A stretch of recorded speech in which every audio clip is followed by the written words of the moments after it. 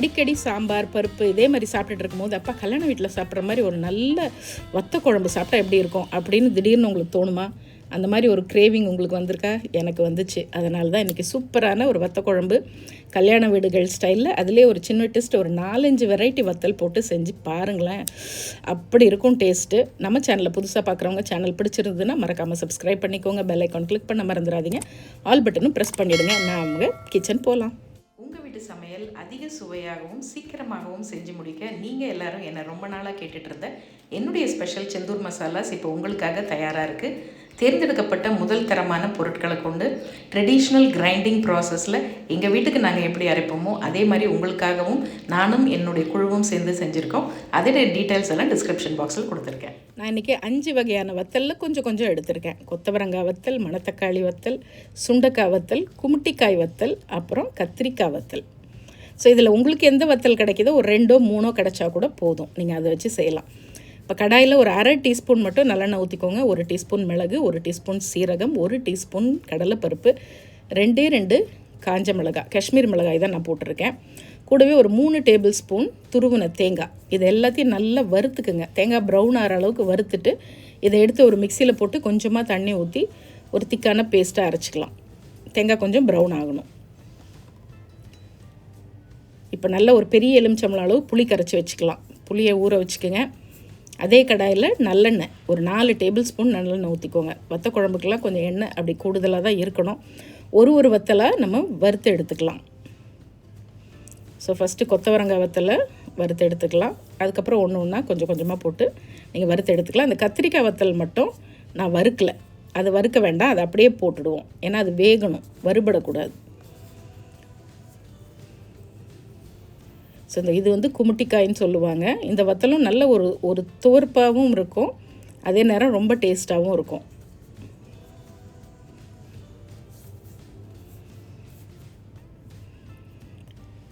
இதை நான் பச்சையாக காயாக பார்த்ததில்ல. நீங்கள் யாராவது பார்த்துருக்கீங்கன்னா பார்த்துருக்கேன்னு சொல்லுங்கள். இப்போ அடுத்தது சுண்டைக்காயும் மணத்தக்காளி வத்தலும் எல்லாம் சுத்தமாக இருக்கணும், மண்ணெல்லாம் இல்லாமல் க்ளீனாக இருக்கணும். அது பார்த்துக்குங்க. இப்போ அதையும் வறுத்து எடுத்துடலாம். இப்போ அதே எண்ணெயில் 1 டீஸ்பூன் கடுகு, 1/2 டீஸ்பூன் வெந்தயம். இது நல்லா பொரிஞ்சு வரட்டும்.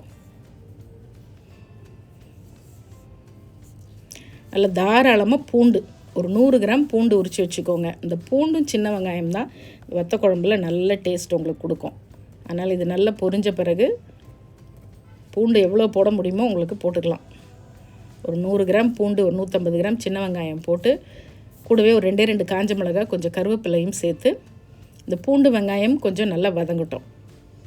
ஒரு 2-3 நிமிஷம்தான். இந்த நல்லெண்ணெயில் வதங்கும் போது அப்படி ஒரு வாசனையாக இருக்கும். இப்போ அடுத்தது நம்மளுடைய மசாலாக்கள்லாம் சேர்த்துடலாம். மசாலாக்கு சேர்க்கும் போது ஃப்ளேமை நல்லா சிம்மில் வச்சுருங்க. நல்லா சின்னது பண்ணிவிடுங்க. 1/4 டீஸ்பூன் செந்தூர் மஞ்சத்தூள். அந்த வத்த குழம்புக்கு நல்ல ஒரு டார்க் கலர் கிடைக்கணுங்கிறதுக்காக 1 டீஸ்பூன் செந்தூர் காஷ்மீரி மிளகாய் தூள் போடுறேன் நான். அதுக்கப்புறமா சில பேர் வத்த குழம்புக்கு சாம்பார் பொடி மட்டும் யூஸ் பண்ணுவாங்க. சில பேர் குழம்புத்தூள் மட்டும் யூஸ் பண்ணுவாங்க. ஆனால் நான் இது 2ம் சேர்த்து போடும்போது இந்த வத்த குழம்பு இன்னும் டேஸ்ட்டாக இருக்கும். ஸோ 1 டேபிள் ஸ்பூன் அளவு செந்தூர் சாம்பார் பொடி, அப்புறம் 1 டேபிள் ஸ்பூன் அளவு செந்தூர் குழம்பு மிளகாய் தூள். சரி, நல்ல டேஸ்ட்டும் கிடைக்கும், குழம்புக்கு நல்ல ஒரு திக்னஸும் உங்களுக்கு கொடுக்கும். இப்போ லேசாக அந்த எண்ணெயில் அதை வதக்கி விட்டுடுங்க. அதனால தான் சிம்மரில் வைக்க சொன்னேன். ஃபுல் சிம்மில் இருக்கணும்.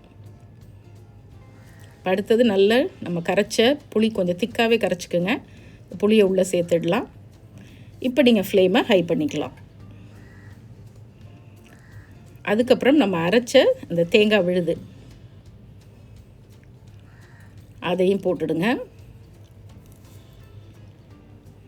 போட்டு அதையும் கொஞ்சம் ஒரு 1/2 கப்பு தண்ணி ஊற்றி நல்லா அலசிட்டு அதையும் ஊற்றிக்கிங்க.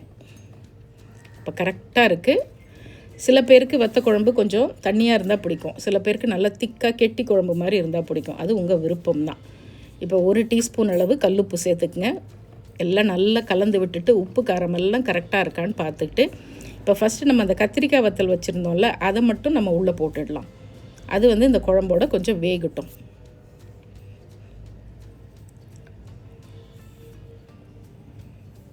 மற்றதெல்லாம் நம்ம கடைசியாக சேர்த்துக்கலாம்.